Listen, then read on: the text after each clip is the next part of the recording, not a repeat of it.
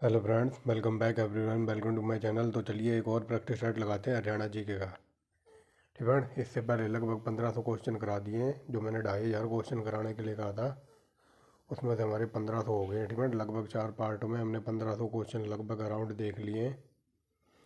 अगर किसी ने वो ना देखे हों तो हरियाणा, ठीक है, हरियाणा CET के नाम से प्लेलिस्ट मिल जाएगी, या फिर इसी वीडियो के डिस्क्रिप्शन में आपको लिंक मिल जाएगा उसी वीडियो का। ठीक है, तो ये आज हमारा देखेंगे, इसमें हरियाणा का प्रशासनिक संरचना वगैरह और भी बहुत कुछ देखेंगे, तो बने रहना लास्ट तक। ठीक है, तो चलिए पहला क्वेश्चन देखिए क्या कहता है। ठीक है, हरियाणा की, ठीक है, हरियाणा की एक सदनीय व्यवस्थापिका को क्या कहा जाता है। हरियाणा की एक सदनीय व्यवस्थापिका को क्या कहा जाता है, तो इसको कहा जाता है विधानसभा। ठीक है, वेरी वेरी मोस्ट इंपोर्टेंट है, तो देख लीजिए, एक बार दोबारा बता देता हूँ। हरियाणा की एक सदनीय व्यवस्थापिका को क्या कहते हैं, तो विधानसभा, ऑप्शन नंबर डी।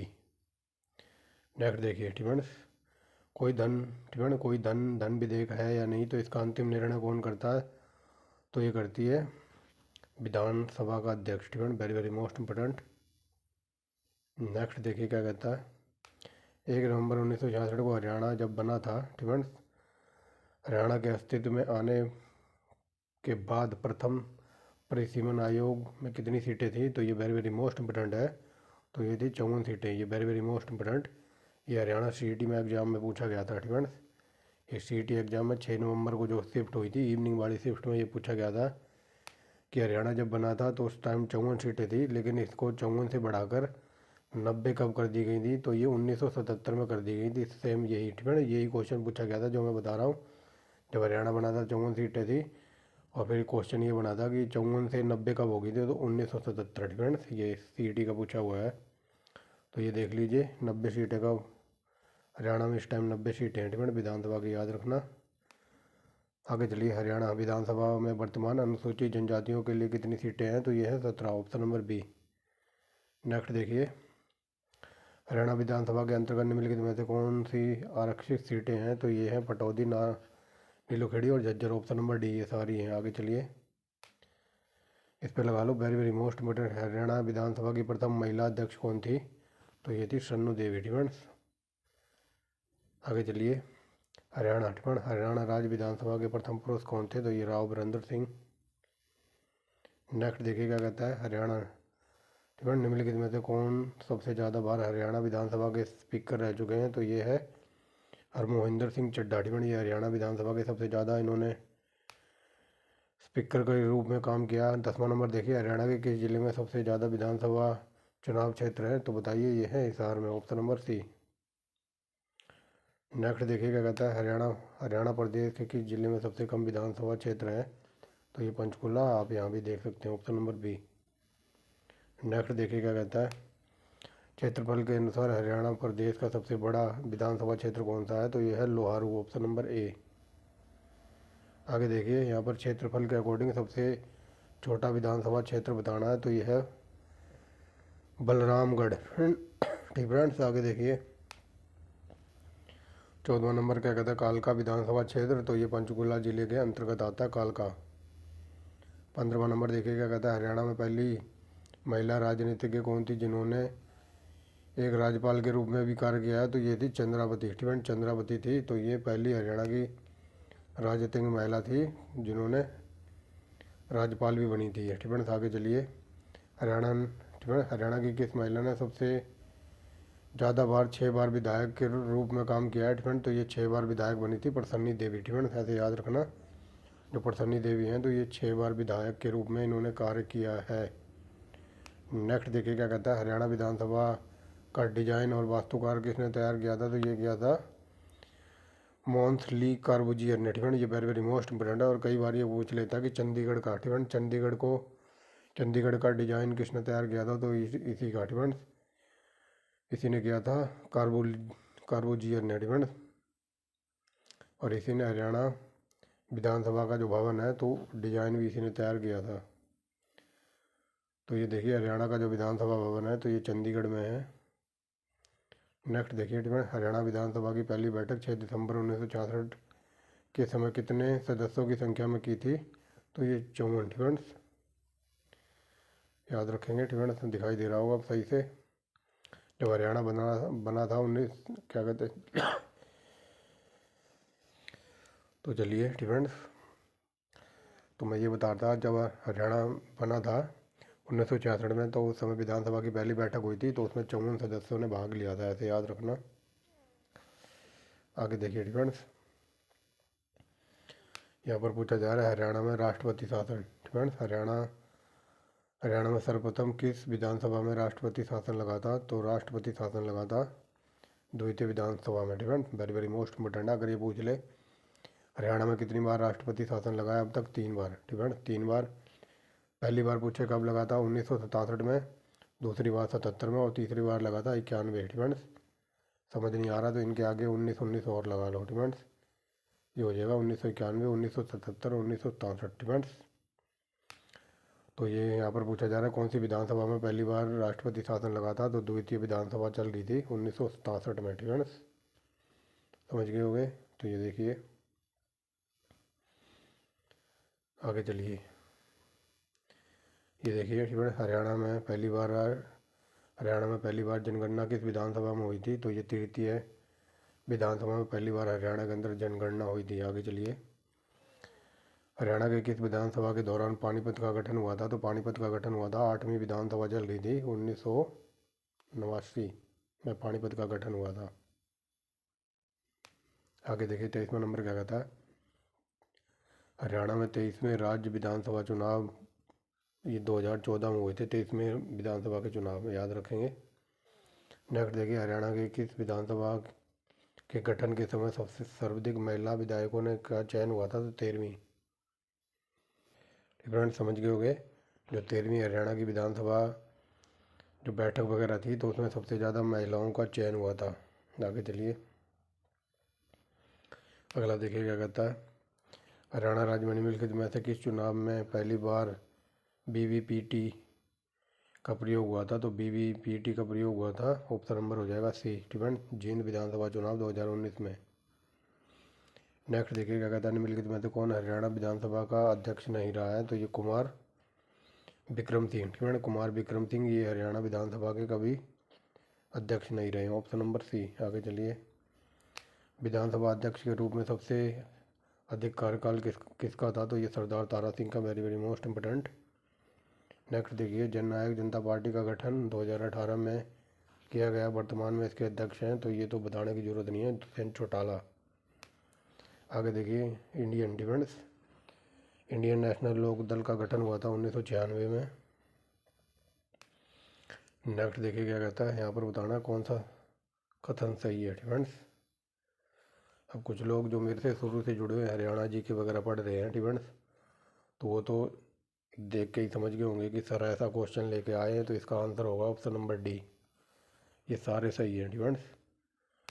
जो बच्चे शुरू से जुड़े हैं उन्हें पता है कि एकदम डीप लेवल का क्वेश्चन होता है, और इसका मैं आंसर रखता हूँ ऑप्शन नंबर डी। ये सारे ही सही होते हैं, लेकिन मेन कारण ये है ऐसे लंबे क्वेश्चन रखने का, क्योंकि यहाँ से फैक्ट के रूप में क्वेश्चन बन जाते हैं HCS वगैरह एग्जाम में फ्रेंड्स, तो वहीं से ये उठाया है। तो चलिए देखते हैं। 7वीं विधानसभा चुनाव के दौरान ओम प्रकाश चौटाला ने 3 बार मुख्यमंत्री पद की शपथ ली थी। ठीक है, तो ये सही है। आगे चलिए, 9वीं विधानसभा के समय हरियाणा में शराबबंदी हुई थी। ये भी सही है। अगर कई बार ये पूछे ले कब हुई थी, तो ये 1996 में। ठीक है, डायरेक्ट पूछ लेता है कि हरियाणा में शराबबंदी वगैरह कब हुई थी, तो 1996। ठीक है, ये कुत्ते क्यों पागल हो गए रात को। तो चलिए फ्रेंड्स, बैकग्राउंड में थोड़ा नॉइस हो सकता है, उसे आप अवॉइड करना। ठीक फ्रेंड्स, तो चलिए अब देखते हैं। ठीक फ्रेंड्स, तो ये हरियाणा में शराबबंदी वगैरह पूछ लेता कई बार कब हुई थी, तो ये 1996 में हुई थी। अगर ये पूछ ले कौन सी विधानसभा चल रही थी उस टाइम, तो 9वीं विधानसभा चल रही थी, और आई थिंक बंसी लाल का टाइम था वो। ठीक है, जो कि हम अभी आगे देखेंगे। और ये पूछ रहे शराबबंदी पे जो बैन लगाया हुआ था वो हटा कब दिया गया था, तो ये 1998 में हटा दिया था। ठीक है, इतनी बात याद रखना यहाँ से। आगे देखिए हरियाणा की। ठीक है, हरियाणा की 11वीं विधानसभा का कार्यकाल 2005 से 2009 तक था। ये ठीक है। नेक्स्ट देखिए, हरियाणा में 12वीं विधानसभा की अध्यक्षता कुलदीप शर्मा ने की थी, तो ये सारा ही सही है। ठीक है, क्योंकि डीप में क्वेश्चन बनने लगे हैं। आपने देखा होगा हरियाणा जो अभी सीईटी में आया थे ना, हरियाणा की जो जीके, तो 25 नंबर की आई थी, ठीक है ना। 25 में से 17-18 सबके सही होंगे, ठीक है। बाकी 7-8 क्वेश्चन तो वहाँ भी एकदम हार्ड कपाने वाले थे, ठीक है। तो अगर कोई डीप लेवल में ही पढ़ा होगा, ठीक है, तो 25 में से हद मार के 22-23 करके आया होगा, ठीक है। इससे ज़्यादा तो किसी के नहीं बन रहे होंगे। आगे चलिए। तो हरियाणा में राज्यसभा सीटें हैं, ये प्रिंटिंग मिस्टेक है यहाँ पर 5, ऑप्शन नंबर ए आया आंसर, डिपेंड्स। हरियाणा में विधानसभा सीटें, क्या बोल रहा हूँ, विधानसभा सीटें पूछ ले तो ये हैं 10, बट यहाँ पूछा है राज्यसभा सीटें, तो ये राज्यसभा सीटें 5, डिपेंड्स 5।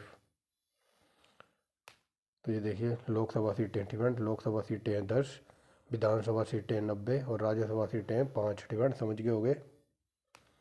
लोकसभा सीटें, डिपेंड तो ये है 10 और राज्यसभा सीटें 5 और विधानसभा है 90 यानी कि 90। नेक्स्ट देखिए क्या कहता है, निम्नलिखित में से कौन सा लोकसभा चुनाव क्षेत्र सिरसा के अंतर्गत आता है, तो ये है डब्बाली, रानिया और कलानवली, ठीक है। ऑप्शन नंबर डी है ये। आगे चलिए। हरियाणा प्रदेश में निम्नलिखित में से कौन सा लोकसभा क्षेत्र अनुसूचित जनजातियों के लिए आरक्षित है, तो अम्बाला और सिरसा, ऑप्शन नंबर सी।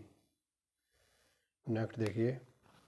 हरियाणा राज्य की कार्यपालिका का संवैधानिक प्रमुख कौन होता है, तो हरियाणा राज्य की बात हो रही तो राज्यपाल होगा, ठीक है। आगे चलिए। हरियाणा का गवर्नर, ठीक है, तो ये हरियाणा के राजभवन में रहता है जो कि है चंडीगढ़ में, ठीक है। आगे देखिए, ठीक है। अगला क्या कहता है, हरियाणा प्रदेश में राज्यपाल बनने के लिए निम्नलिखित में से कौन सी योग्यता होनी चाहिए, ठीक है। तो ये हरियाणा की नहीं, पूरे इंडिया की बात हो रही है, ठीक है। अगर ये पूछ ले कि हरियाणा में राज्यपाल बनने के लिए या फिर भारत में राज्यपाल बनने के लिए क्या क्या होना चाहिए, तो वो पहला तो भारत का नागरिक हो, ठीक है, उसका डोमिसाइल इंडिया का हो। अगर बात हो रही है हरियाणा की, तो वो हरियाणा का राज्यपाल भी बन सकता है लेकिन भारत का नागरिक हो, ठीक है। उसकी आयु पर 35 साल हो, ठीक है। ये कई बार पूछा ग्रुप सी डी के एग्जाम में कि राष्ट्रपति बनने के लिए या फिर राज्यपाल बनने के लिए 35 साल की आयु होनी चाहिए। आगे चलिए। ठीक है, राज्य विधानसभा का सदस्य बनने की योग्यता रखता हो, तो ये ऑप्शन नंबर डी, ये सारे सही हैं, ठीक है। देख लो यहाँ पर वो भारत का नागरिक हो, ठीक है, चाहे वो पढ़ा लिखा हो या फिर हो अंगूठा छाप, तब भी चलेगा, ठीक है। 35 साल का होना चाहिए। देख लो, आप राज्यपाल भी बन सकते हो अगर आप अनपढ़ वगैरह हो तब भी। और हम देख लो एमएससी करके या फिर बीएससी करके, एमए करके या फिर बीटेक करके, बीकॉम करके, तब भी सरकार ये कह रही है कि तुम्हें एक नौकरी पानी है ना, या फिर ग्रुप सी डी की नौकरी में लगना है, तो उसके लिए भी तुम्हें अपनी योग्यता साबित करनी होगी। मतलब इतना पढ़ने के बाद भी तब भी तुम्हें एक टेस्ट क्लियर करना पड़ेगा, योग्यता साबित करनी होगी कि तुम इसके लायक हो या नहीं। और राज्यपाल बनने के लिए इसकी योग्यता, ठीक है, इसकी क्वालिफिकेशन के ऊपर कोई बात नहीं हुई है, इसकी का किसी के ऊपर नहीं हुई है, ठीक है।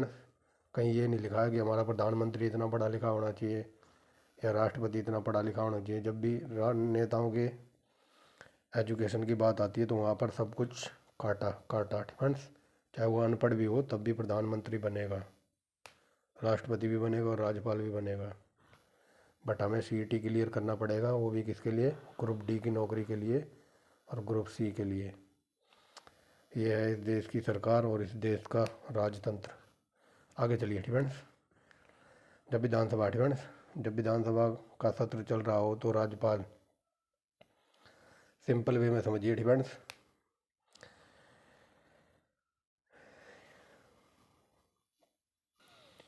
ठीक है, सिंपल वे में समझिए। मान लो हरियाणा का जो क्या कहते हैं मुख्यमंत्री है, ठीक है, खट्टर साहब हैं, तो उनको कोई आइडिया नहीं सूझ रहा, मतलब वो कोई काम करना चाहते हैं, उनके दिमाग में कोई आइडिया नहीं आ रहा है, तो वो मतलब जो हरियाणा का राज्यपाल होगा ना, तो उससे कोई सलाह वगैरह ले सकते हैं, या फिर जो हरियाणा का गवर्नर है, राज्यपाल है, तो वो अध्यादेश जारी कर सकता है। किसके थ्रू, तो ये आर्टिकल 213 के तहत हरियाणा का राज्यपाल मतलब कोई अध्यादेश वगैरह जारी कर सकता है, ठीक है। अगर कई बार ये डीप में पूछ लेता कि राष्ट्रपति, ठीक है, राष्ट्रपति किस अनुच्छेद के तहत मतलब अपना अध्यादेश जारी करता है, तो ये है 1 2 3, ठीक है। और यहाँ बात हो रही है राज्यपाल की, ठीक है, तो राज्यपाल करेगा 213 के तहत। इस एक को यहाँ से हटा के यहाँ बीच में लगा दो, ठीक है। ये कई बार डीप लेवल में पूछ क्वेश्चन बन जाता है। तो देखिए, जब विधानसभा सत्र ना चल रहा हो तो राज्यपाल किस अनुच्छेद के तहत राष्ट्रपति के सामने अध्यादेश जारी कर सकता है। तो राज्यपाल की बात हो रही, तो ये 213। अगर ये पूछ ले कि राष्ट्रपति किस अनुच्छेद के तहत अपना अध्यादेश जारी करेगा, तो ये फिर हो जाएगा 103। ठीक है ना, 123 यानी कि 123, समझ गए होंगे। और 165 में है राज्य का महाधिवक्ता, ठीक है, जो कि हम अभी आगे देखेंगे।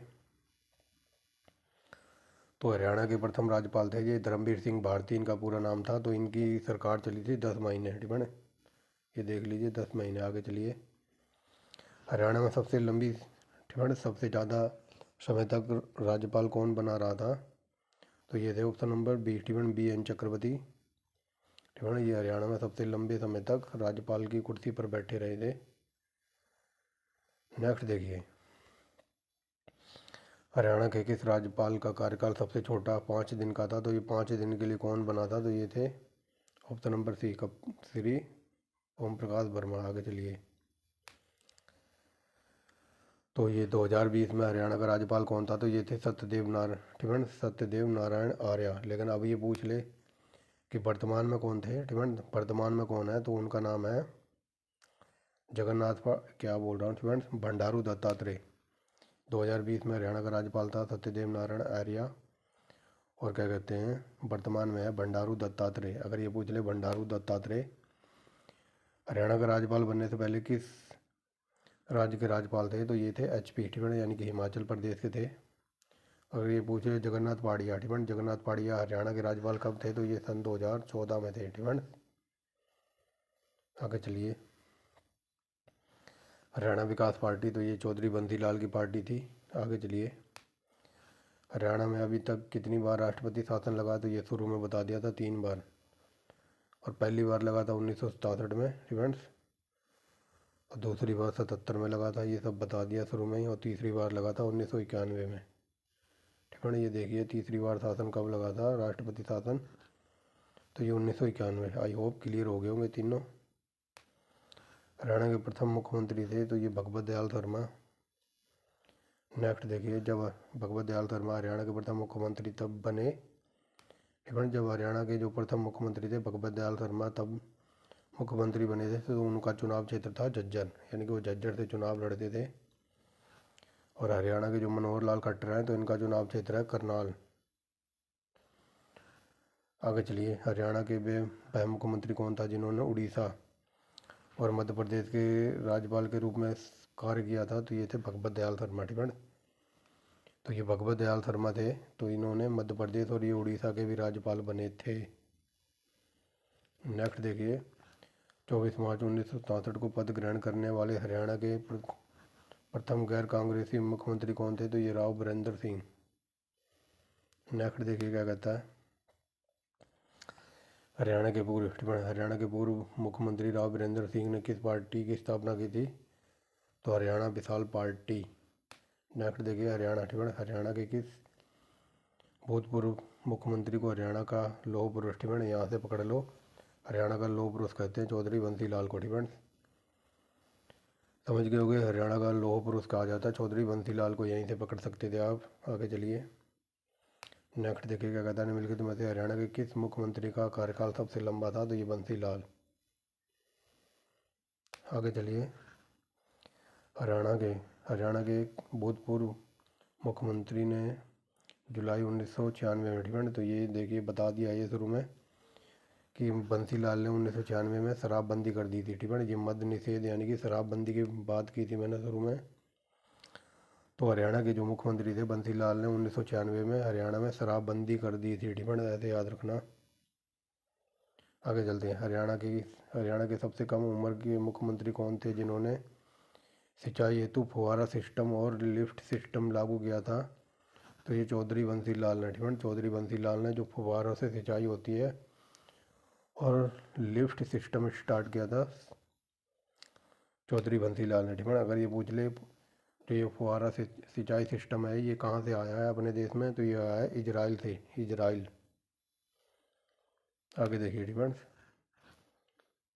और ये क्वेश्चन हरियाणा CET में अभी पूछा हुआ था डिफेंस, जो अब बता ये वाला क्वेश्चन, जब हरियाणा राज्य बना था डिफेंस 1900, क्या बोल रहा हूँ, वर्ष 1996 में हरियाणा के बंसीलाल सरकार द्वारा डैश को दूसरी राज्य भाषा घोषित किया गया था। तो ये था पंजाबी। ठीक है, ये क्वेश्चन हरियाणा सीईटी में भी पूछा हुआ था। एक सेकेंड फ्रेंड्स। ठीक है, तो ठीक है, जब हरियाणा राज्य बना था फ्रेंड्स, ये 1900 यहाँ पर,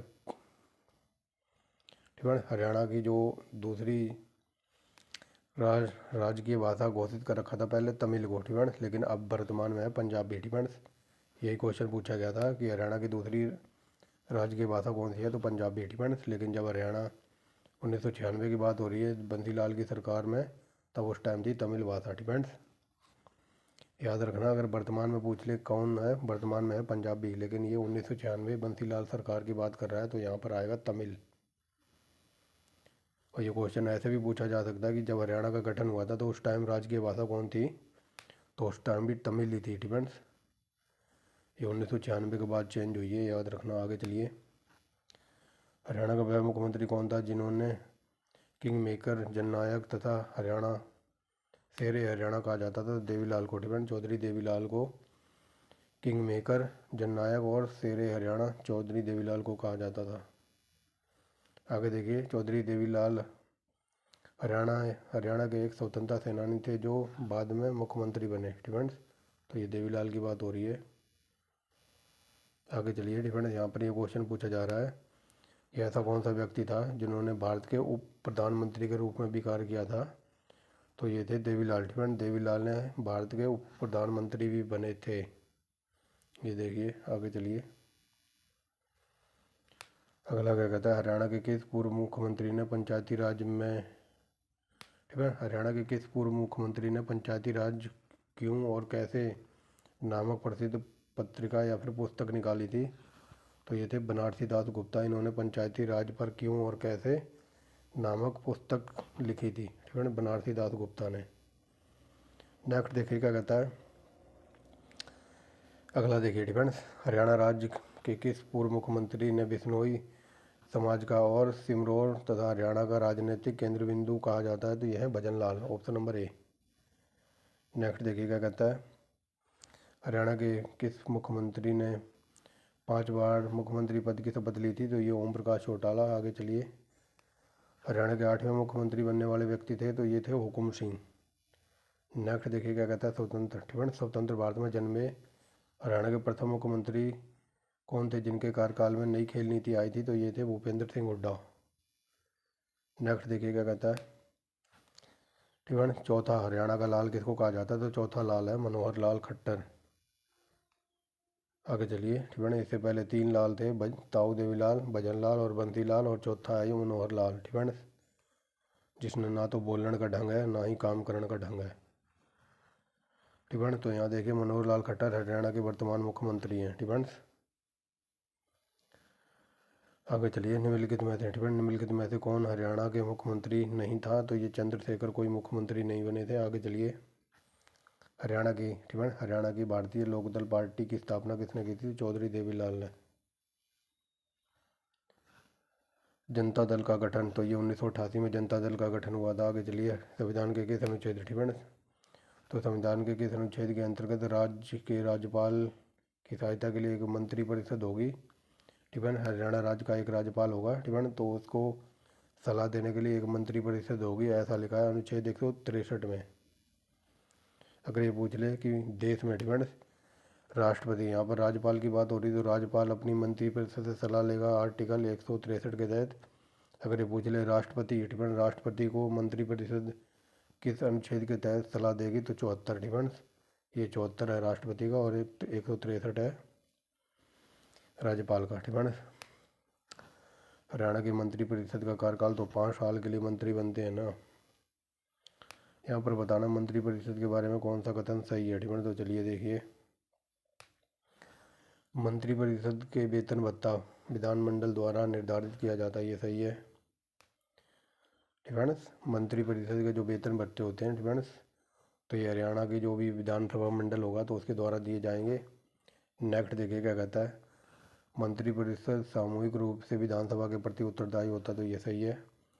राज्यसभा के मंत्री परिषद, ठीक है, राज्यसभा में मंत्री परिषद में कैबिनेट मंत्री, राज्य मंत्री और संसदीय सचिव होते हैं। तो ये ऑप्शन नंबर डी, ये सारे ही सही हैं। ये देख लीजिए फ्रेंड्स, समझ गए होगे फ्रेंड्स। तो यहाँ पर सारे सही हैं। और थोड़ा डीप में चलें क्या फ्रेंड्स, थोड़ा और डीप में चलते हैं। अगर ये पूछ रहे फ्रेंड्स, मान लो हरियाणा का जो हाई कोर्ट है चंडीगढ़ में फ्रेंड्स, चंडीगढ़ का जो हाई कोर्ट में जज बैठा हुआ है, तो जब तक वो जज पे फ्रेंड्स जज की कुर्सी पे रहेगा तब तक उसको सरकार दे, क्या कहते हैं, हरियाणा सरकार तनख्वाह देगी, उसकी सैलरी हरियाणा सरकार देगी फ्रेंड्स। जब तक वो जज की कुर्सी पर बैठा हुआ है हाई कोर्ट में फ्रेंड्स, तब तक उसकी सरकारी जो सैलरी वगैरह होगी वो देगी हरियाणा सरकार फ्रेंड्स। विधानमंडल वगैरह देगा हरियाणा का फ्रेंड्स। ये यूपीएससी का पूछा हुआ क्वेश्चन बता रहा हूँ डीप लेवल में। लेकिन मान लो वो जज कुछ दिन के बाद, 10 दिन के बाद वो रिटायर हो जाता है फ्रेंड्स, वो 10 दिन के बाद हो गया रिटायर्ड, तो रिटायर होने के बाद मान लो जो उसकी पेंसिल वगैरह होगी तो वो कहाँ से दी जाएगी फ्रेंड्स। ऐसा क्वेश्चन यूपीपीसीएस में, यूपीएससी में डीप में पूछ लेता है कि जो जज वगैरह रिटायर होते हैं तो उनकी जो पेंसिल वगैरह होती है वो कौन देगा फ्रेंड्स। जब तक वो अपनी कुर्सी पर रहेगा तो उसकी सैलरी देगी हरियाणा सरकार, लेकिन जब वो रिटायर हो जाएगा तो रिटायर होने के बाद जब उसकी पेंसिल वगैरह दी जाएगी तो वो दी जाएगी सेंट्रल फ्रेंड्स, यानी कि मोदी सरकार देगी। मोदी सरकार का जो खजाना है, जो मोदी सरकार की सरकारी तिजोरी है फ्रेंड्स, तो रिटायर होने के बाद जो भी जज वगैरह होगा तो उसकी पेंसिल देगी सेंट्रल गवर्नमेंट, यानी कि मोदी सरकार, जो भी उस टाइम सरकार होगी फ्रेंड्स। समझ गए होगे। आगे चलते हैं। आगे देखिए फ्रेंड्स, किस राजनीतिज्ञ को अविभाजित पंजाब राजस्थान मुख्यमंत्री के रूप में कार्य करने का दुर्लभ सम्मान है फ्रेंड्स। तो ये है चौधरी तैयब हुसैन फ्रेंड्स, तैयब हुसैन थे। तो इन्होंने पंजाब राजस्थान और हरियाणा में मंत्री के रूप में कार्य किया था, याद रखना फ्रेंड्स। तो हरियाणा का सचिवालय ये चंडीगढ़ में है, कई बार बता दिया। राज्य फ्रेंड्स, राज्य सचिवालय का प्रधान कौन होता है फ्रेंड्स, तो ये होता है मुख्य सचिव। तो यहाँ पर थे ये 76 क्वेश्चन थे फ्रेंड्स। हरियाणा की जो प्रशासनिक संरचना वगैरह होगी, अब हम देखेंगे हरियाणा में जो न्यायिक प्रशासन और विभिन्न आयोग फ्रेंड्स। तो चलिए देखिए, भारतीय संविधान के किस अनुच्छेद के अंतर्गत प्रत्येक राज्य के लिए एक उच्च न्यायालय होगा फ्रेंड्स। तो प्रत्येक राज्य के लिए एक उच्च न्यायालय होगा, तो ये होगा 214 आर्टिकल के तहत फ्रेंड्स। जो अभी बताया ना कि जो हरियाणा का जो हाई कोर्ट है तो वो चंडीगढ़ में है, तो हाई कोर्ट का वर्णन दिया हुआ है 214 में। आगे चलिए, हरियाणा फ्रेंड्स, हरियाणा और पंजाब का उच्च न्यायालय फ्रेंड्स जब स्वतंत्रता के समय कहाँ पर था, तो ये था लाहौर फ्रेंड्स। और ये पूछ ले बनाया कब था, तो ये 1919 फ्रेंड्स। ये देखिए हरियाणा और पंजाब का न्यायालय स्वतंत्रता से पहले तो ये लाहौर में था, और लाहौर फ्रेंड्स याद रखेंगे। और ये 1919 में बना था, ये देखिए आ ही गया क्वेश्चन। तो लाहौर में उच्च न्यायालय स्थापित हुआ था 1919 में फ्रेंड्स। और क्या हुआ था 1919 में फ्रेंड्स, मैं इस पर 1 घंटा लेक्चर दे सकता हूँ। 1919 में हुआ था जलियांवाला बाग हत्याकांड। 1919 में क्या हुआ था, तो मांटेंगू चेम्सफोर्ड रिपोर्ट आई थी। और 1919 में क्या हुआ था, 1919 में रॉयलेट एक्ट वगैरह आया था। 1919 में क्या हुआ था, तो अमृतसर अधिवेशन हुआ था लाहौर कांग्रेस का फ्रेंड्स।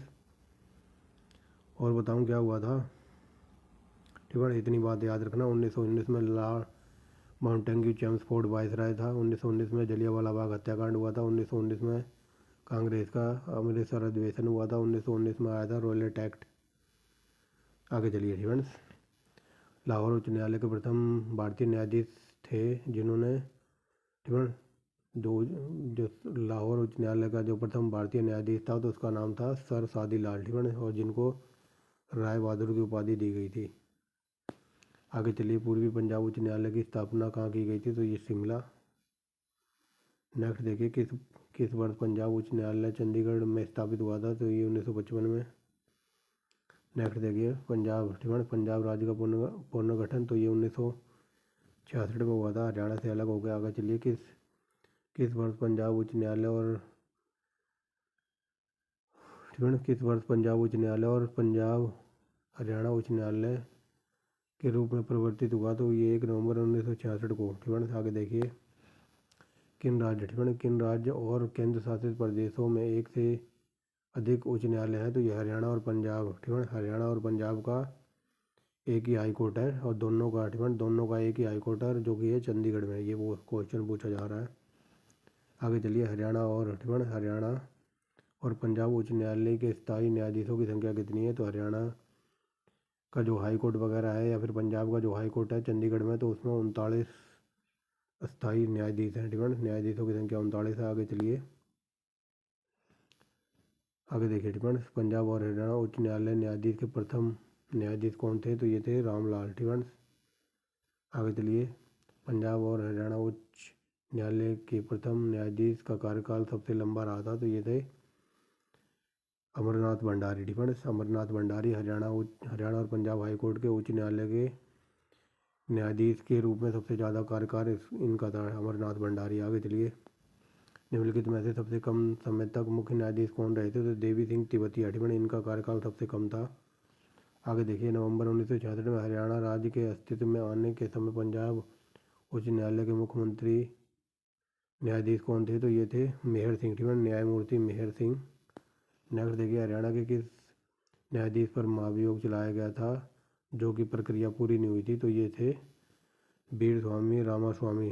ठीक है, वीर स्वामी रामास्वामी पर महाभियोग चलाया गया था। आगे चलिए, पंजाब और हरियाणा उच्च न्यायालय के मुख्य न्यायाधीश और सर्वोच्च न्यायालय के मुख्य न्यायाधीश के रूप में सेवा प्रदान की थी। तो ये थे तीरथ सिंह ठाकुर ने। ठीक है, तीरथ सिंह ठाकुर ने, जो ये पंजाब और हरियाणा जो हाई कोर्ट है इसमें भी जज रहे थे, और जो सर्वोच्च न्यायालय है यानी कि सुप्रीम कोर्ट जो दिल्ली वाला है तो उसमें भी ये जज बने थे। ऐसे क्वेश्चन पूछ रहा है। नेक्स्ट देखिए, निम्नलिखित में से कौन हरियाणा पंजाब उच्च न्यायालय के कार्यकारी मुख्य रूप न्यायाधीश थे? तो ये थे A.K. मित्तल। नेक्स्ट देखिए, हरियाणा में किस जिले में पुलिस परीक्षण केंद्र अवस्थित है? तो ये रोहतक और गुरुग्राम, ऑप्शन नंबर सी। ठीक है, आगे देखिए, हरियाणा क्या बोल रहा हूँ, जिला न्यायाधीशों की नियुक्ति, पदस्थापना, पदोन्नति आदि की व्यवस्था किसके द्वारा की जाती है? तो ये की जाती है उच्च न्यायालय के परामर्श के द्वारा, राज्यपाल करता है। ठीक है, अब दिखाई दे रहा होगा। 20वां नंबर देखिए क्या कहता है, किस अधिनियम के अंतर्गत पारिवारिक न्यायालय की स्थापना की गई थी? तो पारिवारिक न्यायालय की स्थापना की गई थी कुटुंब, ठीक है, कुटुंब न्यायालय अधिनियम 1985 के द्वारा। तो ये देखिए। ठीक है, 21 नंबर देखिए क्या कहता है, निम्नलिखित में से किसकी स्थापना हरियाणा मंत्रिमंडल ने जनवरी 2018 स्टेट एडमिनिस्ट्रेटिव ट्रिब्यूनल रूल्स 2017 को स्वीकृति प्रदान की थी? तो ये थी, बताइए किसकी की थी? तो ये की थी, ऑप्शन नंबर हो जाएगा यहाँ पर सी। ठीक है, हरियाणा प्रशासनिक पंचायत। 22वां नंबर देखिए क्या कहता है, हरियाणा राज्य विधिक सेवा प्राधिकरण का मुख्यालय, तो ये चंडीगढ़ में है। ठीक है, चंडीगढ़। आगे चलिए, लोक अदालत के संबंध में कौन सा कथन सही नहीं है? तो बताइए, लोक अदालत का संबंध में कौन सा कथन गलत है यहाँ? तो चलिए देखिए, लोक अदालत, ठीक है, लोक अदालत दीवानी अदालत के समान होती है जिसका निर्णय अंतिम होता है। आगे देखिए, हरियाणा में, ठीक है, हरियाणा में 11 अस्थायी लोक अदालत की स्थापना की गई है। तो ये सही है। नेक्स्ट देखिए, हरियाणा के जिलों में नियमित लोक अदालत चलाई जा रही है। तो ये भी सही है। और हमें गलत बताना, तो ऑप्शन नंबर डी गलत है। डी क्यों गलत है? तो देखिए, जिला लोक न्यायालय अदालत में न्यायाधीश की सहायता के लिए एक सदस्य मनोनीत होगा। तो ये गलत है। ठीक है, मान लो हरियाणा का जो हाई कोर्ट है चंडीगढ़ का, ठीक है, चंडीगढ़ में हाई कोर्ट है, तो उसका जो जज है, ठीक है, तो वो तो ऑलरेडी हाई कोर्ट का जज है। ठीक है, तो उसको किसी की सहायता की ज़रूरत थोड़ी होगी। ठीक है, मान लो कोई जज है हरियाणा हाई कोर्ट का, तो उसको सलाह देने के लिए या फिर वो किसी से पूछ के डिसीजन थोड़ी लेगा। तो यहाँ लिखा हुआ है देखिए, लोक अदालत में न्यायाधीश की सहायता के लिए एक सदस्य मनोनीत होगा। ठीक है, सदस्य वगैरह कोई मनोनीत नहीं होगा इसके लिए, जज अपने आप ही करेगा फैसला वगैरह, उसको सलाह देने के लिए कोई नहीं होगा। ठीक है, आगे चलिए, हरियाणा सरकार द्वारा 27 अक्टूबर 2017 को कहाँ एक विशेष वाणिज्यिक अदालत की स्थापना की गई थी? ये गुरुग्राम। नेक्स्ट देखिए क्या कहता है, विशेष पर्यावरण न्यायालय के संबंध में कौन सा कथन सही नहीं है? तो चलिए देखिए, फरीदाबाद तथा कुरुक्षेत्र में 2 पर्यावरणीय न्यायालय की स्थापना की गई। ये वेरी वेरी मोस्ट इम्पोर्टेंट है। ये मुझे लग रहा है कहीं ना कहीं पूछा जाना चाहिए, और कई बार ये पूछा भी है कि हरियाणा में पर्यावरण न्यायालय कहाँ पर है? तो ये फरीदाबाद और कुरुक्षेत्र में। ठीक है, तो ये सही है। फरीदाबाद क्षेत्र के अंतर्गत गुरुग्राम, मेवात आदि जिले आते हैं। तो ये भी सही है। नेक्स्ट देखिए, कुरुक्षेत्र के अंतर्गत पंचकुला, कैथल, सिरसा आदि जिले आते हैं। तो ये भी सही है। यहाँ देखिए, पानीपत और करनाल जिला किसी भी के अधिकार क्षेत्र में नहीं आते। ठीक है, यहाँ देखिए किसी भी अधिकार क्षेत्र में नहीं आते, यहाँ पर ज़्यादा किसी वर्ड पर फोकस किया है तो ये गलत है। ठीक है, तो ये गलत है, ये आते हैं किसी न किसी क्षेत्र के अंतर्गत। आगे चलिए, निम्नलिखित में से किस जिले में उपभोक्ता अदालत की स्थापना नहीं की गई है? तो चरखी दादरी में उपभोक्ता अदालत नहीं है। आगे देखिए, उपभोक्ता संरक्षण अधिनियम 2019 में जिला उपभोक्ता अदालत में 1 करोड़ मूल्य तक की सुनवाई की जा सकती है। फ्रेंड्स आगे चलिए, तो ये बता दिया है। भारतीय संविधान के अनुच्छेद 165 के अनुसार महाधिवक्ता की नियुक्ति किसके द्वारा की जाएगी? तो राज्यपाल के द्वारा। ठीक है ना। कई बार ये पूछ लेता कि महाधिवक्ता का अनुच्छेद कौन सा है, तो आर्टिकल 165। ठीक है, तो अब ये कई बार अगर ये महाधिवक्ता कौन होता है, ठीक है, तो इसको बता देता हूँ। तो हरियाणा राज्य का महाधिवक्ता होगा, ठीक है, आर्टिकल 165 के तहत, यानी कि हरियाणा सरकार का जो ये सरकारी वकील होगा तो इसको कहते हैं महाधिवक्ता। ठीक है, मान लो, ठीक है, अगर कई बार ये पूछ ले कि जो भारत सरकार का जो एडवोकेट जनरल होता है उसका कौन सा आर्टिकल है, तो उसका है 76। और ये महाधिवक्ता का हरियाणा गवर्नमेंट का, सरकार का, ठीक है, स्टेट गवर्नमेंट का है अधिवक्ता का 165। और जो मोदी सरकार का जो महाधिवक्ता यानी कि जो सरकारी वकील होगा तो उसका आर्टिकल है 76। समझ गए होंगे। मान लो हरियाणा राज्य है, ठीक है, ये हरियाणा है अपना और यहाँ पर है मोदी की सरकार। ठीक है, और मान लो कोई हरियाणा मनोहर लाल खट्टर कोई ऐसी योजना चला रहा है जो कि मोदी कह रहा है कि भाई ये योजना मत चला, इससे लोगों को कोई फ़ायदा नहीं होगा सिवाय नुकसान के। तो ये खट्टर साहब अड़ गया कि नहीं ये बढ़िया योजना है और मैं इसे चला कर रहूँगा, और इधर मोदी कह रहा है कि नहीं चलानी। तो इन दोनों में हो जाती है, ठीक है, गर्मा गर्मी, और फिर मामला पहुँचता है अदालत। तो हरियाणा सरकार की तरफ से ये जाएगा महाधिवक्ता 165 की तरफ से, ठीक है, कोर्ट केस हो गया तो कोर्ट में हरियाणा सरकार की तरफ से ये जाएगा काला कोट पहनकर वकील बन के। ठीक है, खट्टर की तरफ से ये जाएगा कोर्ट में वकील बन के, और मोदी की सरकार की तरफ से 76 आर्टिकल के तहत जाएगा मोदी का सरकारी वकील बन के, जिसको कहते हैं अटॉर्नी जनरल ऑफ इंडिया। ठीक है, समझ गए होंगे इसका कार्य क्या होता है। ठीक है, तो ये हरियाणा सरकार का कानूनी सलाहकार है, ये खट्टर सरकार को कानूनी सलाह वगैरह देगा और कोर्ट में केस भी लड़ने यही जाएगा। और जो 76 नंबर वाला होता है तो वो मोदी सरकार को कानूनी सलाह देगा। ठीक है, समझ गए होंगे दोनों में डिफरेंस। आगे चलिए, हरियाणा के प्रथम महाधिवक्ता कौन थे? तो ये थे आनंद स्वरूप। ठीक है, आगे देखिए महाधिवक्ता के बारे में कौन सा कथन सही है। ठीक है, तो ये देखिए, वह राज्य का प्रथम विधि अधिकारी होता है, तो ये सही है। वह विधिक सलाह, ठीक है, वह विधि संबंधी सलाह राज्य सरकार को देता है, तो ये बता दिया। ठीक है, ये हरियाणा सरकार का कानूनी सलाहकार होगा, तो ये खट्टर सरकार को सलाह वगैरह देगा, एडवाइस वगैरह। ठीक है, तो ये सही है। वह राज्य विधानमंडल में भाग ले सकता है, ठीक है, भाषण वगैरह दे सकता है, लेकिन वहाँ पर वोट नहीं डाल सकता। समझ गए होंगे, तो ये सारे ही सही है। ठीक है, कि जो ये महाधिवक्ता होता है तो ये राज्य विधानमंडल में भाग लेता है इनकी बैठकों में, यहाँ पर भाषण वगैरह देता है, लेकिन यहाँ पर वोट नहीं डाल सकता। ये तो सारे सही हैं। आगे चलिए, हरियाणा लोकायुक्त अधिनियम 2002 में किस वर्ष लागू हुआ था? तो ये 2003। ठीक है, जो हरियाणा लोकायुक्त अधिनियम 2002 में बनाया गया था तो ये लागू हुआ था 2003 में, ऐसे समझो। हरियाणा के प्रथम लोकायुक्त थे तो ये प्रीतम पाल सिंह। नेक्स्ट देखिए,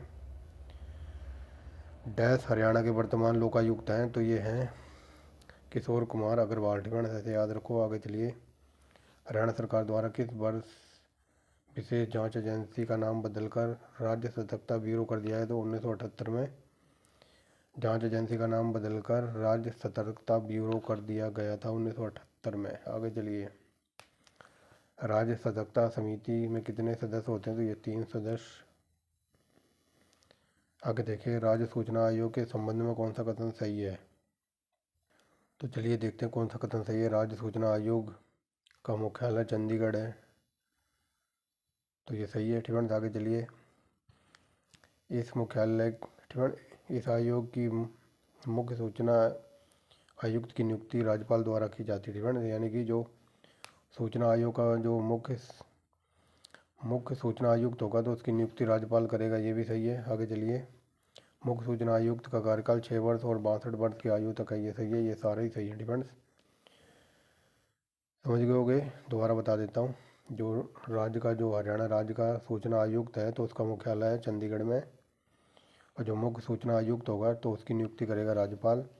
और वो अपने जो मुख्य सूचना आयुक्त होगा तो वो अपने कार्यकाल पर कब तक रहेगा, या तो वो 62 वर्ष का हो गया हो या फिर उसके 6 साल पूरे हो गए डिफेंस। तो उसका कार्यकाल होता है 6 साल, या फिर वो 62 वर्ष का हो जाए तब हो गए उसकी रिटायरमेंट। ऑप्शन नंबर डी ये सारे सही हैं। हरियाणा चुनाव आयोग डिफेंस, हरियाणा चुनाव आयोग की स्थापना 1993 में हुई थी। आगे चलिए। हरियाणा कर्मचारी यानी कि जो HSC की बात हो रही है जिसकी तुम तैयारी कर रहे हो, तो ये 1970 में बनी थी HSC। नेक्स्ट देखिए, हरियाणा राज्य सरकार ठीक है, हरियाणा राज्य कर्मचारी आयोग को किस वर्ष वैधानिक दर्जा प्राप्त हुआ था, तो ये 2005 में इनको वैधानिक दर्जा मिला था। आगे चलिए। भारतीय संविधान में किस अनुच्छेद के अंतर्गत हरियाणा लोक सेवा आयोग ठीक है, तो ये HCS की बात हो रही है। तो ये 200 ठीक है ना, HCS की बात हो रही है तो इसका आर्टिकल है 315 ठीक है, UPSC ठीक है, UPSC और जो HCS वगैरह है ठीक है, तो ये सब कहाँ पर लिखा हुआ है संविधान में, आर्टिकल 315 में ये सब कुछ लिखा हुआ है ठीक है। आगे चलिए। जो HCS ठीक है, जो HCS का जो सदस्य वगैरह होगा या फिर चेयरमैन वगैरह होगा तो उसकी नियुक्ति करेगा राज्यपाल। आगे चलिए। हरियाणा लोक सेवा आयोग के प्रथम चेयरमैन थे तो ये दरबारी लाल गुप्ता HCS के पहले चेयरमैन थे ये। आगे चलिए। हरियाणा ठीक है, हरियाणा मानवाधिकार के संबंध में कौन सा कथन सही नहीं है ठीक है, तो यहाँ पर गलत बताना। तो चलिए देखिए। हरियाणा ठीक है, हरियाणा मानवाधिकार आयोग का गठन 2012 में हुआ था, ये सही है। हरियाणा मानवाधिकार आयोग का मुख्यालय पंचकुला में नहीं है, हमें गलत बताना। तो यही गलत है क्योंकि इसका मुख्यालय है चंडीगढ़ में ठीक है। तो ये देखिए यही गलत है क्योंकि इसका मुख्यालय है चंडीगढ़ में।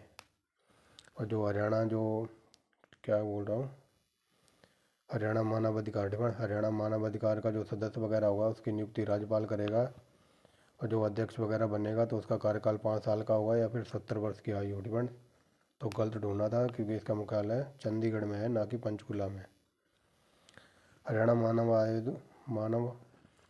मानव अधिकार आयोग के प्रथम अध्यक्ष थे तो ये विजेंद्र जैन। आगे चलिए। हरियाणा राज्य महिला आयोग का गठन हुआ था 1999 में, 20 दिसंबर 1999। आगे चलिए। हरियाणा राज्य महिला आयोग का मुख्यालय तो ये पंचकुला में है। नेक्स्ट देखिए। हरियाणा राज्य महिला आयोग का मुख्य कार्य क्या है, तो महिलाओं की रक्षा करना, महिलाओं के अधिकारों की रक्षा करना, महिला कल्याण ठीक है, महिला कल्याण कार्यकारी कार्यक्रम पर निगरानी रखना, सुधार गृह परीक्षण वगैरह ठीक है। तो ये सारे ही सही हैं ठीक है, दोबारा देख लीजिए ये इम्पोर्टेंट है। हरियाणा ठीक है, जो हरियाणा राज्य महिला आयोग का मुख्य कार्य क्या है, तो महिलाओं के अधिकारों की रक्षा करना, महिला कल्याण कार्यक्रम की निगरानी करना और गृह सुधार ठीक है, सुधार गृह का निरीक्षण करना या फिर परीक्षण करना या फिर इनको ट्रेनिंग देना ठीक है। आगे चलिए। हरियाणा ठीक है, हरियाणा में अपराध विज्ञान प्रयोगशाला की स्थापना 1973 में रोहतक में की गई थी। 1976 में इसको करनाल के मधुबन में लगा दिया गया था। आगे चलिए। हरियाणा में स्टेट क्राइम ब्यूरो की स्थापना 1987 में हुई थी। नेक्स्ट देखिए। हरियाणा राज्य में पुलिस का मुख्यालय कहाँ है, तो ये पंचकुला है। नेक्स्ट देखिए। हरियाणा में कुल कितने राजस्व मंडल हैं, तो ये 6 हैं। आगे देखिए। हरियाणा में सबसे बड़ी पुलिस रेंज है तो हिसार ठीक है। अगर किसी को कोई HTET वगैरह का एग्ज़ाम देने जा रहा है ना ठीक, तो अगर कोई हरियाणा की करंट अफेयर पढ़ना चाहता है तो 1 जनवरी ठीक है, 1 जनवरी से 31 जनवरी तक, क्या बोल रहा हूँ, 1 जनवरी से 31 अक्टूबर तक ठीक है, सारी करंट अफेयर करा रखी है। 930 क्वेश्चन है एवन क्वालिटी के डिटेल में ठीक है। तो आप प्ले लिस्ट में जाना, वहाँ पर मिल जाएगा हरियाणा की करंट अफेयर ठीक है, 1 जनवरी टू 31 अक्टूबर ठीक है। अक्टूबर, अभी नवंबर महीना चल रहा है, जैसे ही नवंबर महीना ख़त्म होगा पूरे नवंबर ठीक है, पूरे नवंबर मंथ की मंथली वीडियो आपको मिल जाएगी ठीक है। मैं मंथली वीडियो प्रोवाइड करा सकता हूँ आपको करंट अफेयर की। अगर आप चाहोगे कि डेली करंट अफेयर चाहिए हरियाणा की तो डेली मिल जाएगी, बट आप लोग कुछ बताते ही नहीं हो, तो मैं भी चुपचाप बैठा हूँ ठीक है। जब आप कुछ बताओगे तभी तो मैं कुछ करूँगा। आप बस वीडियो देख लेते हो, ना तो लाइक करते हो, ना कमेंट बॉक्स में कुछ बताते हो कि सर ये चाहिए वो चाहिए ठीक है। जब आप कुछ मांगोगे तभी तो दूंगा। अब आप कुछ बोलते ही नहीं हो, तो मैं भी पढ़ाए जा रहा हूँ और आप लोग पढ़े जा रहे हो। ठीक है ना। तो अभी नवंबर कंप्लीट नहीं हुआ, जैसे ही नवंबर कंप्लीट होगा पूरे मंथ की करंट अफेयर की वीडियो आपको मिल जाएगी। अगर किसी को जनवरी टू अक्टूबर देखना है तो आप वहाँ जाके देख सकते हैं। ठीक है। 930 क्वेश्चन है एकदम डिटेल में। आगे चलिए। सबसे बड़ी पुलिस रेंज है तो ये हिसार की है। आगे चलिए। हरियाणा। ठीक है। हरियाणा में कौन सा जिला, ठीक है, हरियाणा में कौन सा पुलिस जिला नया बनाया गया है जो जिला नहीं है और केवल पुलिस जिला है? डिपेंड। तो ये हाँ सही है और ये very very most important question है। आगे चलिए। निम्नलिखित में से कौन सा जिला अम्बाला पुलिस रेंज में शामिल नहीं है? तो ये रेवाड़ी अम्बाला के अंतर्गत नहीं आता। आगे चलिए। रेवाड़ी। ठीक है। रेवाड़ी संबंध का पुलिस रेंज है। ठीक है। तो ये दक्षिणी रेंज में आती है रेवाड़ी। ठीक है। ये वेरी वेरी मोस्ट इंपोर्टेंट है। तो रेवाड़ी किस पुलिस रेंज में आती है? तो दक्षिणी पुलिस रेंज। आगे चलिए। नुहू। ठीक है। तो ये नुहू आता फरीदाबाद रेंज में। नेक्स्ट देखिए। हरियाणा में पुलिस रेंज किसके अधीन है? तो हरियाणा में पुलिस रेंज किसके अधीन है? तो यह है पुलिस महानिरीक्षक के अधीन। आगे चलिए। आगे देखिए। पुलिस अधिकारियों के प्रशिक्षण से संबंधित हरियाणा। तो चलिए। टिफिन पुलिस अधिकारियों के प्रशिक्षण के लिए यानी कि पुलिस ट्रेनिंग, पुलिस की जो ट्रेनिंग वगैरह होती है तो ये पूछ रहा है कहाँ पर होती है? टिफिन तो ये आई थिंक करनाल में होती है। टिफिन तो देखिए। हरियाणा पुलिस कर्मियों को प्रशिक्षण से संबंधित हरियाणा पुलिस अकेडमी किस जिले में है? तो ये करनाल में है आई थिंक। तो ये देखिए करनाल। टिफिन तो यहाँ पर ये 58 क्वेश्चन थे इसके। अब चलते हैं आगे। हरियाणा में का स्थानीय स्वशासन। टिफिन जो हरियाणा में पंचायती राज वगैरह है तो इसको भी देख लेते हैं। तो चलिए। हरियाणा में पंचायती राज में कौन सी व्यवस्था लागू है? तो हरियाणा में त्रिस्तरीय पंचायती व्यवस्था लागू है। आगे चलिए। मांडू मलिक समिति का गठन 1972 में हुआ था। नेक्स्ट देखिए क्या कहता है। पंचायती राज प्रणाली में पंचायत शब्द का अर्थ क्या है? तो 5 की सभा और 50 की सभा। डिपेंड। Option number C. आगे देखिए। डिपेंड। हरियाणा में पंचायती राज की न्यूनतम इकाई कौन सी है? तो ग्राम पंचायत। डिपेंड। ये सबसे छोटी इकाई है हरियाणा में पंचायती राज के अकॉर्डिंग, यानी कि गांव का सरपंच या फिर गांव की पंचायत या फिर ग्राम पंचायत। आगे चलिए। अगर आपको गांव का सरपंच बनना है तो आपकी उम्र होनी चाहिए 18 साल। ऐसे चलिए। आगे देखिए। डिपेंड। हरियाणा में प्रथम ग्राम सभा की बैठक। डिपेंड। जो हरियाणा में जो सरपंचों की बैठक होती है गाँव में सरपंचों की बैठक तो साल में 2 बार होनी चाहिए। देखिए। हरियाणा में ग्राम सभा की बैठक साल में कितनी बार होनी चाहिए? 2 बार।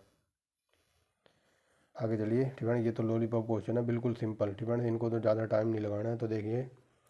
ग्राम सरपंच। ठीक है। गाँव का सरपंच या फिर गांव का नेता तो क्या कहलाता है? ये गांव के नेता को या फिर गांव के जो मुखिया होता है तो उसको सरपंच कहते हैं। ठीक है।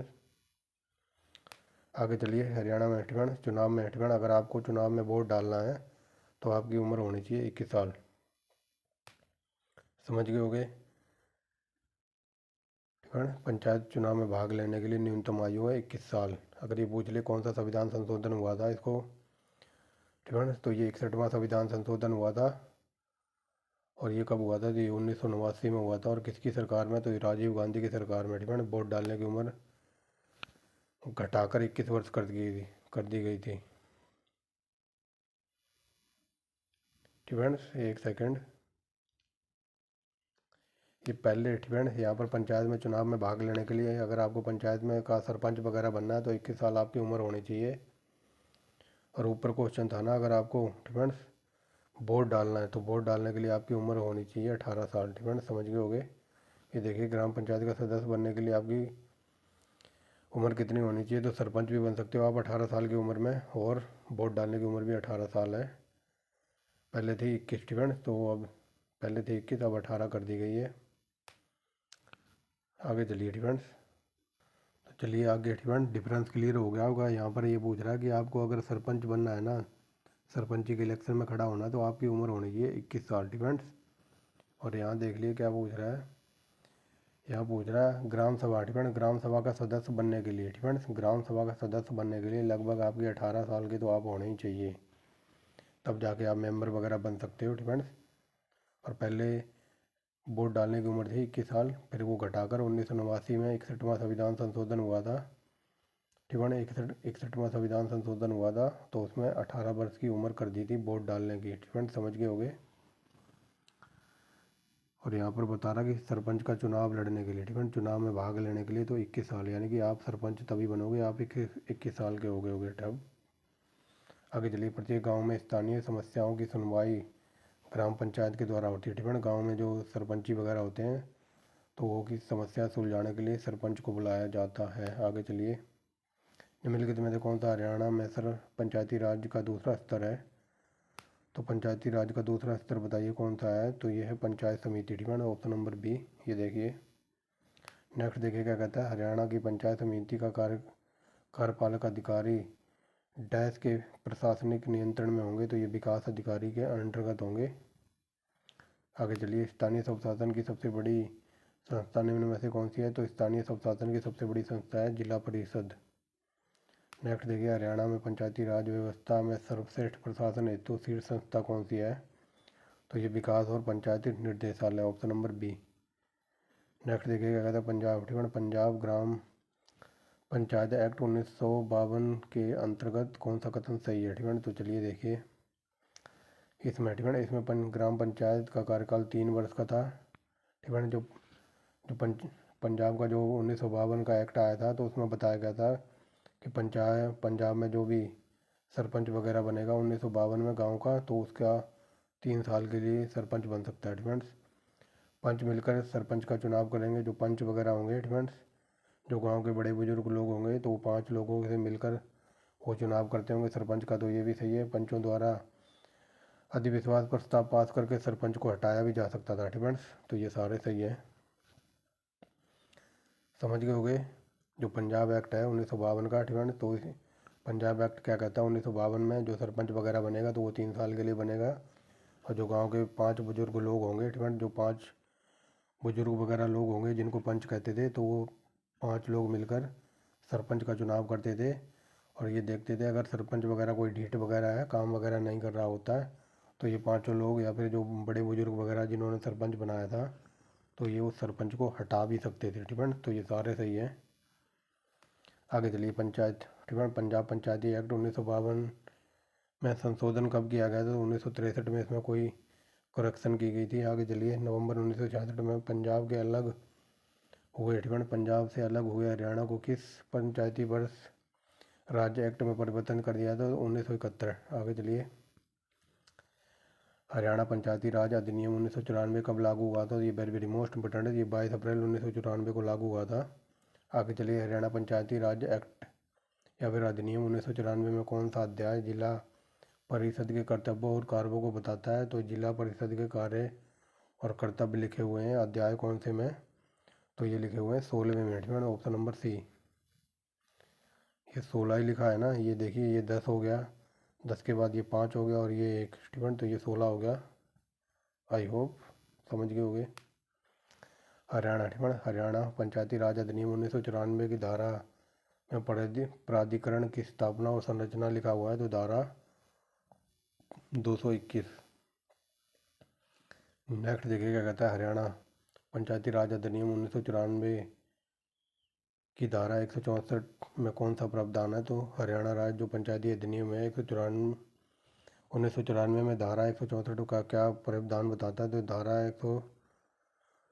164 बताता है कि मतदाताओं की सूची तैयार करना, ठीक है, मतदाताओं की सूची तैयार करना, ये लिखा हुआ है धारा 164 में। वेरी वेरी मोस्ट इंपोर्टेंट है ये। आगे चलिए, अगला देखिए, पंचायती राज अधिनियम 1994 के अध्यार्थ एक्ट, यानी कि जो पंचायती राज 1994 का अधिनियम है, तो धारा के अध्याय 10 के अनुसार पंचायती समिति द्वारा बनाई जाने वाली अनिवार्य समिति में भाग निम्नलिखित में से कौन सा नहीं है? ठीक है, तो इनमें से कौन सा भाग नहीं है? तो ये स्वास्थ्य वगैरह, ठीक है, पंचायत समिति वगैरह स्वास्थ्य कल्याण समिति से कोई लेना देना नहीं है इसका। आगे चलिए, हरियाणा पंचायती राज अधिनियम 1994 के अनुसार एक जिला परिषद की एक विशेष बैठक कार्य होने के लिए वांछित कोरम कितनी होनी चाहिए? तो ये वांछित कोरम होनी चाहिए, देखिए ऑप्शन नंबर बी, उस समय के लिए प्रस्तावित रूप में सेवारत सदस्यों का आधा। समझ गए हो गया, ठीक है। मान लो जो हरियाणवी राज्य पंचायत अधिनियम है, तो जिला परिषद की जो बैठक वगैरह होगी या फिर मीटिंग वगैरह होगी, तो उस समय जितने लोग कार्य कर रहे होंगे ना, मान लो 70 लोग हैं तो 70 लोगों का आधा होना चाहिए मीटिंग में, ठीक है ना। 70 लोगों का आधा यानी कि 35 लोग उस मीटिंग में उपस्थित होने चाहिए या फिर प्रेजेंट होने चाहिए या फिर अटेंडेंस होनी चाहिए 35 लोगों की। तो ये देखिए उस समय के लिए वास्तविक रूप में सेवारत कार्यों का आधा होना चाहिए, ठीक है ना। मान लो अगर कोई 60 है तो 30 होना चाहिए एट ए प्रेजेंट टाइम पे मीटिंग में, ठीक है ना। अगर मान लो 50 है तो 50 का 25, ठीक है ना, समझ गए होंगे। मतलब जो वर्तमान में जितने भी सदस्य हैं तो उनका आधा होना चाहिए मीटिंग में प्रेजेंट टाइम पे। आगे चलिए, हरियाणा के पंचायती राज संशोधन अधिनियम 2015 के तहत वही व्यक्ति पंचायत राज की संस्था में निर्वाचित हो सकता है जो कम से कम 10वीं पढ़ा हो, ठीक है। मान लो आप सरपंच बनना चाहते हो, आपकी एज होनी चाहिए 21 साल और आप 10वीं पास होने चाहिए, तब जाके आप पंचायती राज संस्था में निर्वाचित हो सकता है। कम से कम वो 10वीं पास हो, ठीक है, मतलब 10वीं वगैरह पास हो तब आप सरपंच बनने के लिए खड़े हो सकते हो। आगे चलिए, पंचायती राज में भाग लेने के लिए महिलाओं और अनुसूचित जनजाति, ठीक है, अगर महिलाएं वगैरह सरपंच बनने के लिए खड़ी होंगी या फिर कोई शेड्यूल कास्ट से लेडीज वगैरह या फिर कोई खड़ा होगा तो उसको 8वीं पास होना चाहिए। आगे चलिए, हरियाणा, ठीक है, हरियाणा में स्थानीय निकायों के चुनाव हेतु अनुसूचित जनजाति की महिला उम्मीदवार की शैक्षणिक योग्यता तो वो 5वीं पास होनी चाहिए,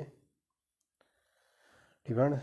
एकदम जीरो से हम चल रहे हैं, ठीक है। आप देख ही रहे होगे अपना लेवल अलग ही रहता क्वेश्चनों का। तो आगे चलिए, हरियाणा सरकार ने स्थानीय निकाय चुनावों में प्रत्याशियों के लिए डैश योग्यता निर्धारित की है। तो मतलब हरियाणा सरकार ने चुनावी निकायों में जो भी प्रत्याशी वगैरह खड़ा होगा तो वो पढ़ा लिखा होना चाहिए, शैक्षणिक होना चाहिए, ठीक है। आगे चलिए, हरियाणा, ठीक है, हरियाणा ने पंचायती राज चुनावों में शैक्षणिक योग्यता कब लागू की थी? 2015 से ये लागू कर दी थी। यहाँ पर बताना, पंचायती राज अधिनियम संशोधन 2015 के विषय में कौन सा कथन सही है। तो देख लो, कोई अगर सरपंच वगैरह बनना चाहता है, एज होनी चाहिए 21 साल, 10वीं पास होना चाहिए और क्या क्या होना चाहिए। अगर ये सब नहीं हुए ना तो आप सरपंच नहीं बन सकते, ठीक है। डिटेल में चलते हैं और ये क्वेश्चन शायद आपने पहली बार पढ़ा हो, ठीक है। तो देखिए क्या क्या होना चाहिए। तो अगर आप सरपंच बनना चाहते हैं ना तो 10 वर्ष से अधिक सजा पाया व्यक्ति चुनाव नहीं लड़ सकता। मान लो कोई व्यक्ति है, मान लो कोई ए नाम का लड़का है और उस पर केस चल रहा है, 10 साल की सज़ा हुई है, तो वो सरपंच का चुनाव नहीं लड़ सकता, ठीक है। तो ये गलत है, मतलब ये सही लिखा हुआ है, ठीक है। तो ये देखिए, 10 वर्ष से अधिक सज़ा पाया हुआ व्यक्ति चुनाव नहीं लड़ सकता, तो ये सही है। जिस व्यक्ति ने, ठीक है, जिस व्यक्ति का बिजली बिल बकाया वह चुनाव नहीं लड़ सकता, ठीक है। मान लो ना तो आपको 10 साल से ज़्यादा की सज़ा होनी चाहिए, एक सेकेंड,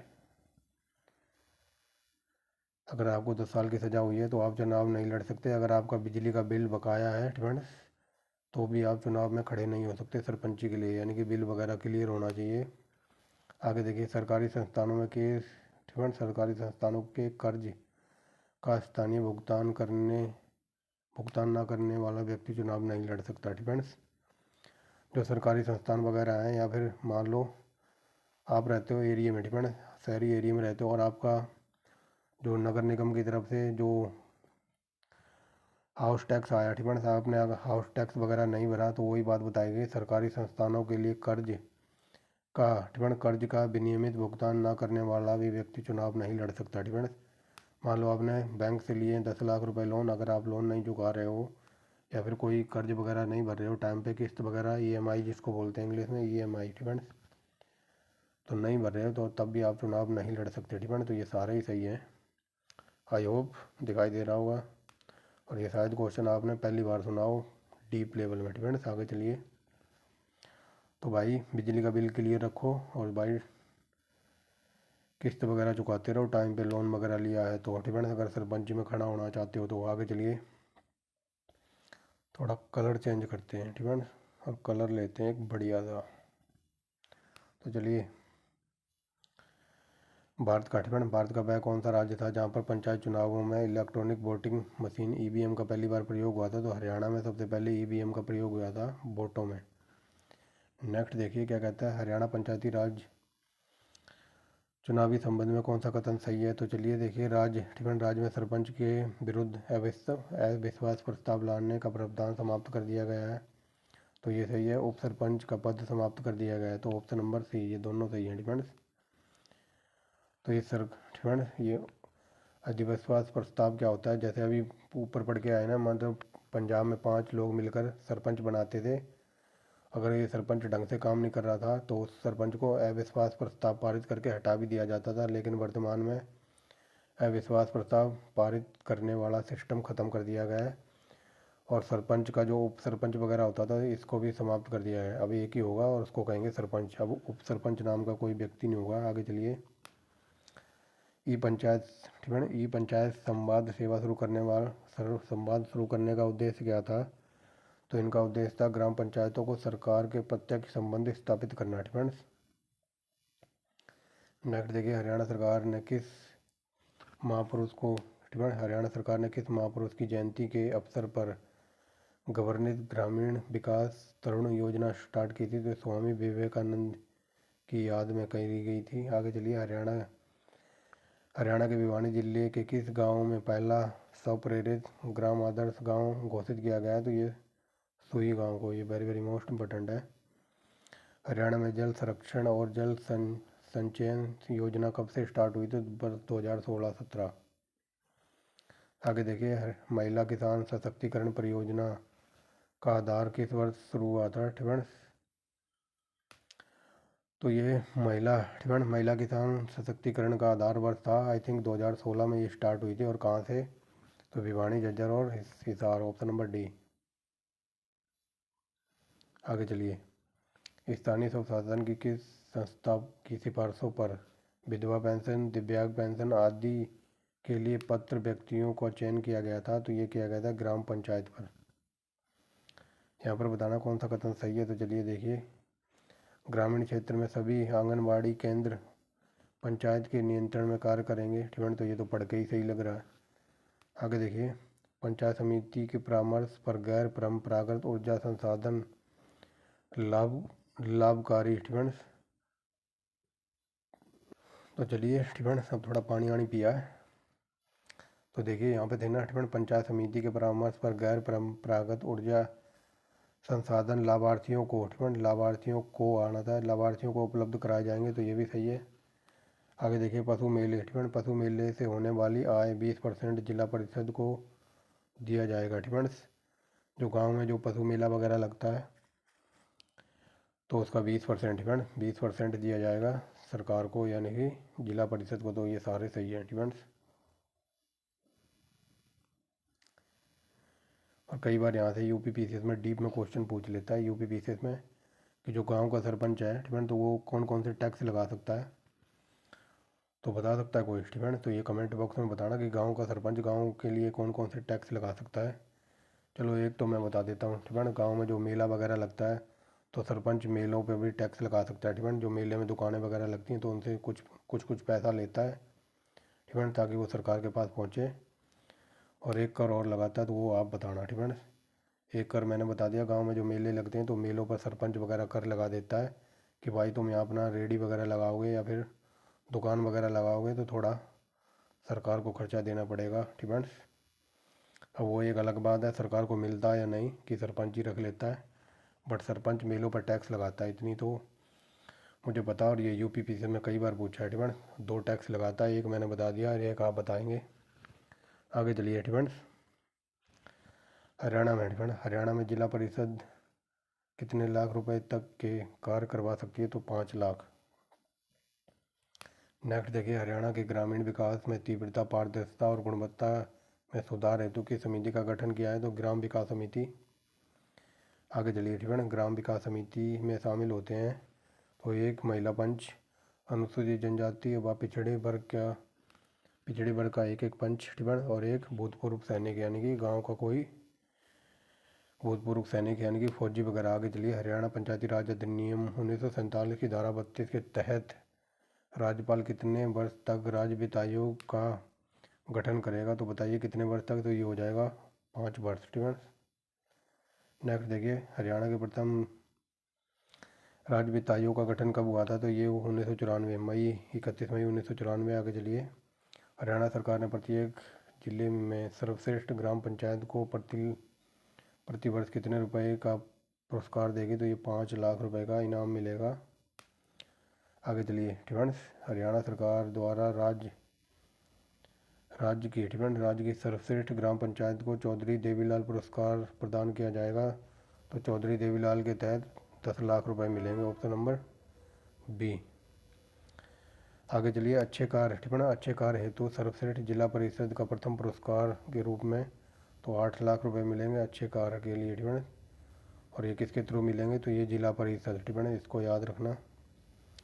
नेक्स्ट देखिए फ्रेंड्स, स्वच्छता और पर्यावरण में सुधार के लिए जनसंख्या अनुदान ठीक है, जनसंख्या के अनुसार ग्राम पंचायत को कितना अनुदान दिया जाएगा, तो ये 2400 से 8400 रुपये। आगे चलिए, हरियाणा ठीक है, हरियाणा के किस संविधान संशोधन के तहत स्थानीय स्वशासन की व्यवस्था की गई थी, 74वां ठीक है, 74वां संविधान संशोधन के द्वारा पूरे भारत में पंचायती राज व्यवस्था विकसित हुई थी ठीक है। नोट फॉर हरियाणा, ये पूरे भारत में है according to the article number of 74 ठीक है। तो let's back down our next question.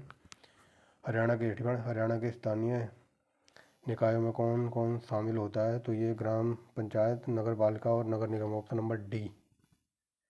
Next देखिए क्या कहता है, हरियाणा की ठीक है, हरियाणा में नगर पंचायत का अध्यक्ष निर्वाचित किया जाता है ठीक है। जो हरियाणा में जो सरपंच वगैरह होता है गांव का या फिर नगर का, तो उसका निर्वाचित यानी कि उसके वोट डाल के ही तो चुना जाता है ना, निर्वाचित होता है। आगे चलिए, हरियाणा नगर पंचायत में निर्वाचित सदस्यों की अधिकतम संख्या कितनी होगी, तो ये 24। नेक्स्ट देखिए, हरियाणा नगर परिषद में निर्वाचित सदस्यों की न्यूनतम संख्या, एक सेकंड रुको, तो चलिए ठीक है यहाँ थे नाम, तो यहाँ देखिए हरियाणा नगर परिषद ठीक है, नगर परिषद में निर्वाचकों की न्यूनतम संख्या कितनी है, तो ये है 25 ठीक है।